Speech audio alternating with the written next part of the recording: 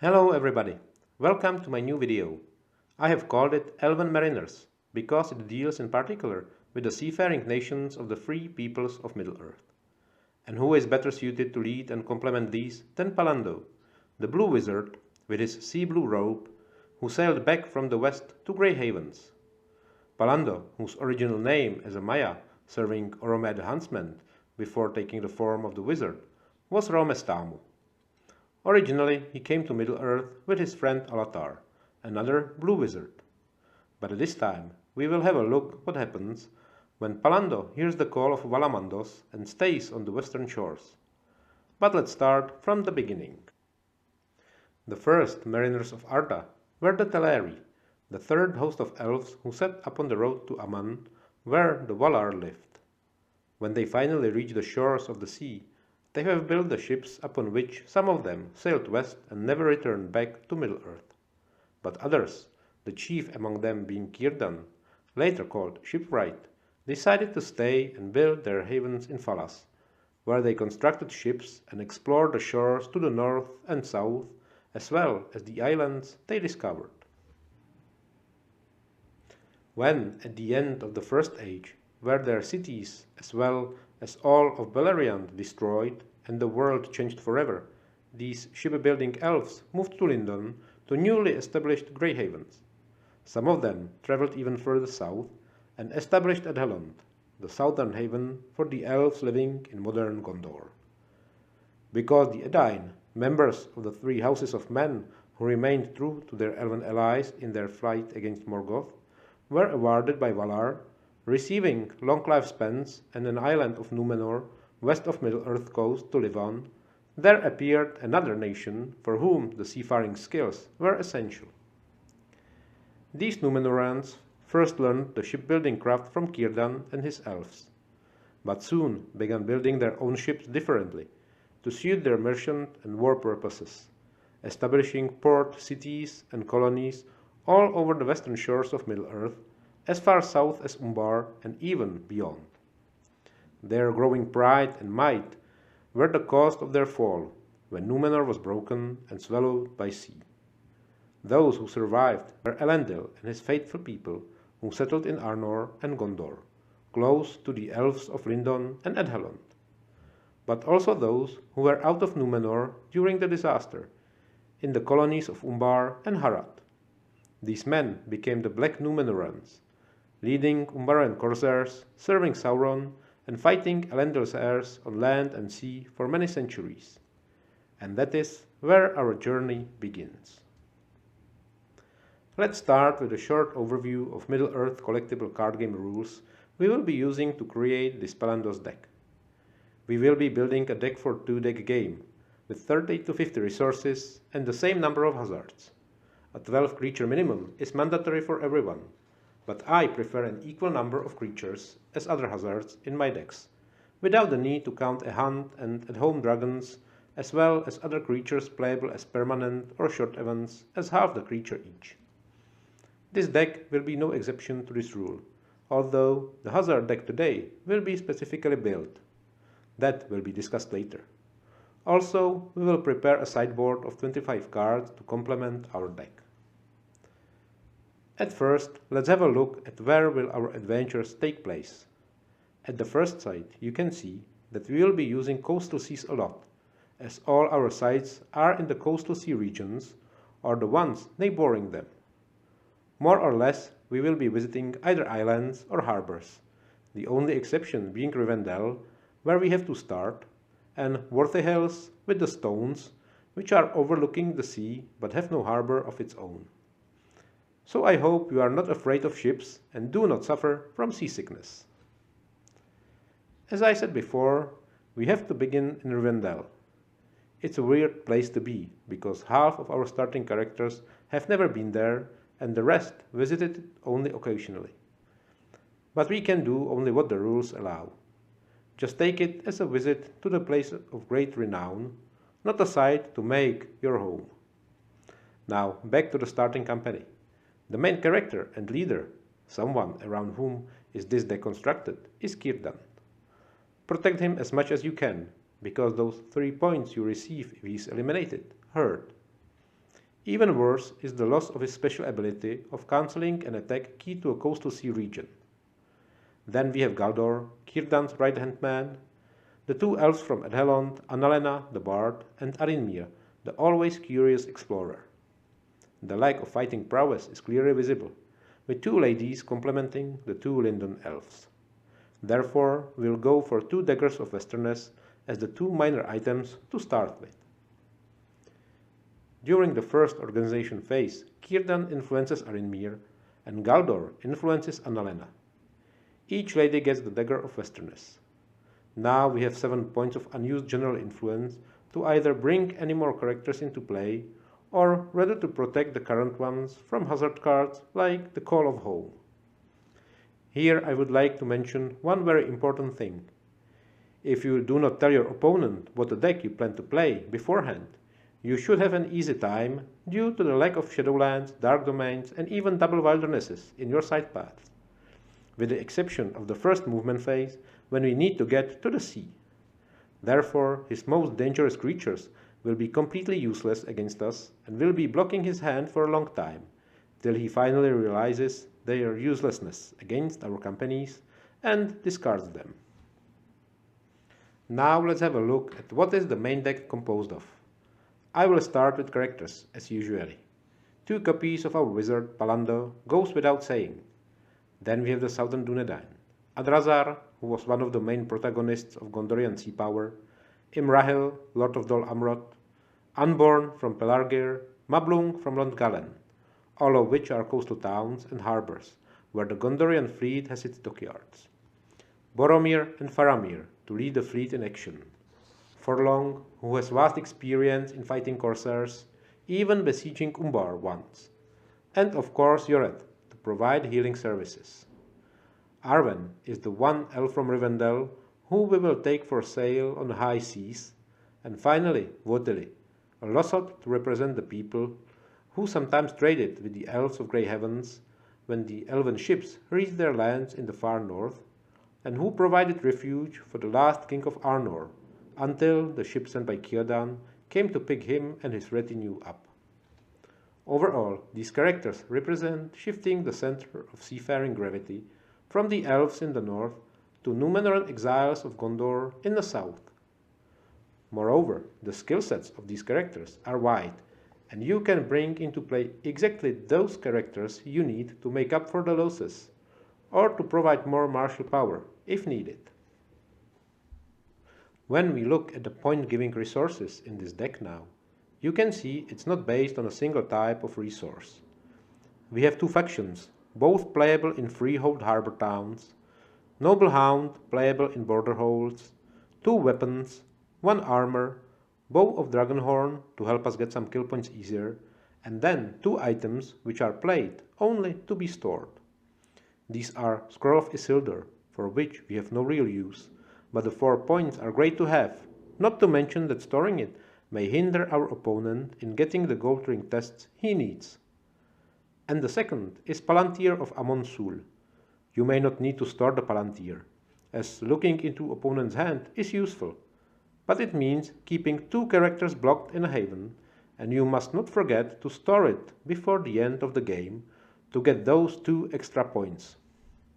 Then we have Torque of Hughes, very useful item for cancelling attacks. Especially when we have enough characters with low mind, we may tap to use it. When you can, try to help the bearer with the corruption check, as this item may prove vital to the success, as we don't have as many attack cancelling cards in this deck, relying more on surprise, Círdan's skill, and the Torque of Hughes. The Dreams of Lore permanent event is not hard to play with as many sages as we have, and it suits nicely into the story. The second ally, Nenselde, I have left at the end due to her usage. She cannot move far, so the best way to play her is with Yored. But you can use Arwen or Annalena too. Then move Nenselde and her controlling character into Edhelond, where these 2 will stay till the end of the game. Why not use Unborn, Mablung or Forlong? Because Sage skill of the controlling character left behind helps when you need someone to play Marvel Stolt cards, or You may leave the Palantir here too, align it and use it. From the time Nenselde reaches Edhelond, you tap her and return one of the two environmental events, Star of High Hope or the Sun, to your hand and play it right away. Like this, you will have a nice prowess bonus for all or most of your characters every turn till the end of the game. And that is worth keeping one-minded character in Haven, isn't it? Now, when we have already begun discussing the resource events, let's go right to them. The composition of the resource events in this deck complements the main narrative, seafaring. We have here the Great Ship card and Fair Sailing, which are useful for companies using coastal sea movement. Then our well-known cards like Concealment, Master, Marvel Stolt, A Friend or Three, Lucky Strike and Smoke Rings. A Star of High Hope card we have discussed before. Just a note here. Play it quickly as you need it to be in a discard pile for full use of Nenselde. Barrow Blade will increase the prowess of one of our daggers of Westerness, while Elfsong helps with corruption. Escape and Not at Home are attack cancelling cards, with Not at Home being especially designed for use at the Isle of the Ulond. Lore of the Ages gives one of our elves a sage skill, if he needs it. Otherwise, you can freely discard it. Saw Further and Deeper helps us with general influence, if the wizard card is late in coming. By the way, it was Círdan who saw Further and Deeper when he gave his elven ring to Gandalf. Eyes of Mandos and Favor of the Valar cards may turn our fortunes during the game. It happens sometimes that you are long waiting with nothing to do, so why not choose from the top cards still in the deck one that gives us a chance to move forward? Or maybe the cards in your hand are so useless you would like to discard them, but cannot, because other cards play depends on them. Just shuffle them into the deck and draw a new hand. Both is useful, don't you think? The time has come to show you where to play each point-giving resource. As usually, the sites are in an alphabetical order for easier orientation.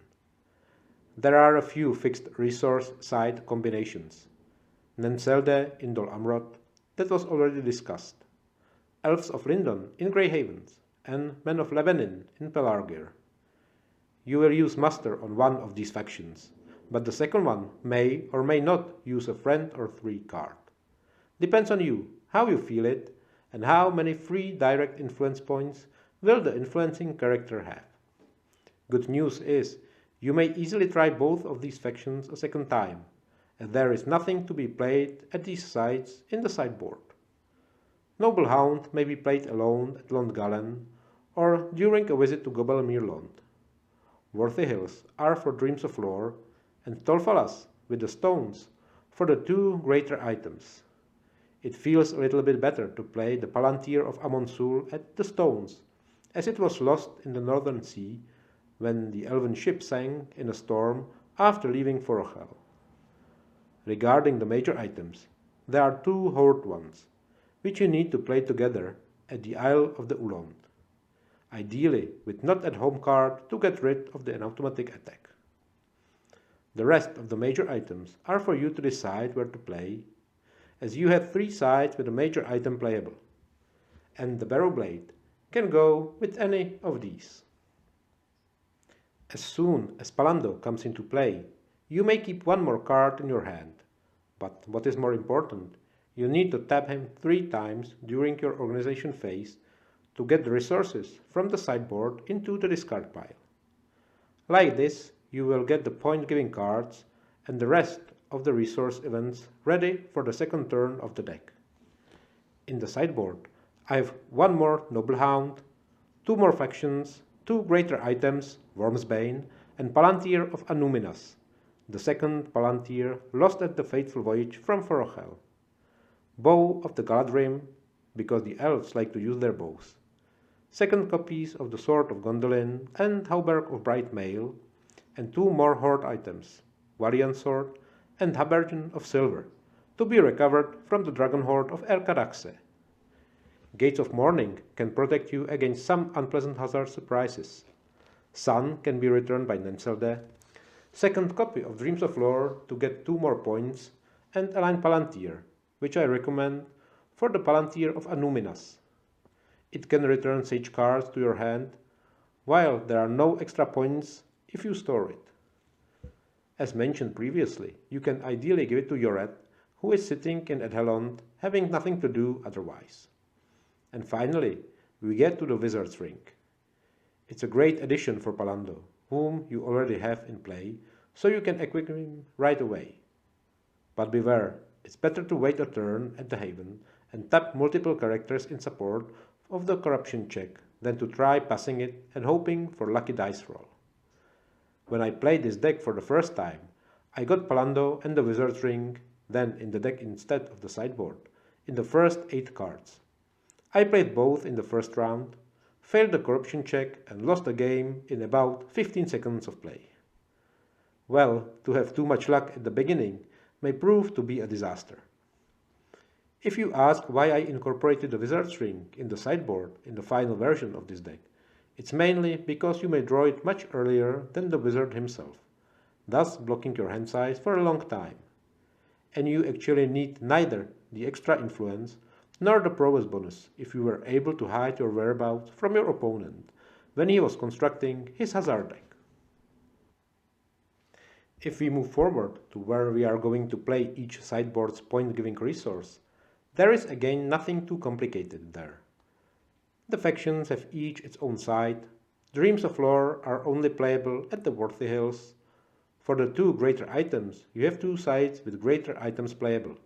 Again, I recommend the stones for the Palantir, the reasoning being again just a little bit more story logic in that. 2 horde items to be played together at the Isle of the Ulond, again using the Not at Home card if possible. The 3 major items have also 3 sides. Only the Noble Hound needs to be played with a little bit more care this time, as both Gober Millerond and Long Galen have a resource which needs to be played there first, and then you can bring the Noble Hound into play. And about the Wizard's Ring, I have talked a lot already. And that is the end of the resource part for today. Nothing overly complicated there. You should be able to get through the deck pretty quickly, with only the visits to the Dragon Lair demanding some preparation. When we have the resource part out of the way, we can have a look at the hazard half of this deck. Today I have no single creature type deck prepared. I will rather show you how to build a deck against a specific opponent. What I mean is this: what I would do if I knew beforehand what a deck will be my opponent playing. And what better example can we have than the Pallando's deck discussed today? Seafaring elves and Dunedain who do not travel on land, where most of the creatures usually played can endanger them. This is how you make the lives of the sailors miserable. From the creature point of view, there is no Nazgul today. The one large monster is Erkaraxe the dragon. Then the coastal seas are the hunting grounds of marsh drake, rain drake and sea serpent, all of them included twice. Watcher in the water is here 3 times, as it can force the whole company to tap, and thus prepare ground for a stronger creature attack, enabling it to choose its target. Then my favorite creature, the fell turtle, which makes the company return to its site of origin, if successful. No coastal seas hazard deck would be complete without the Scourge of the Southern Seas, the Corsairs of Umbar. 3 copies of them, and 1 copy of Mumak, who can attack following the attack from the Corsairs. Complete the list of 15 creatures we have at our disposal. Except the Corsairs, Mumak combination, there is no combo to be had. Just play the hazards as they come. Each is strong enough individually to do some damage. The hazard events in this deck comprise of cards representing the dangers of the high seas, with some of the usual cards which shouldn't be omitted from any hazard deck. The commonly used cards include an Unexpected Outpost, Twice, Doors of Night, and Master Disperses. Lost at Sea and Drowning Seas cards represent the forces of nature which hinder and delay the sailing company. Call of the Seas and the burden of time target elves and their will to remain in Middle-earth, fighting the forces of evil.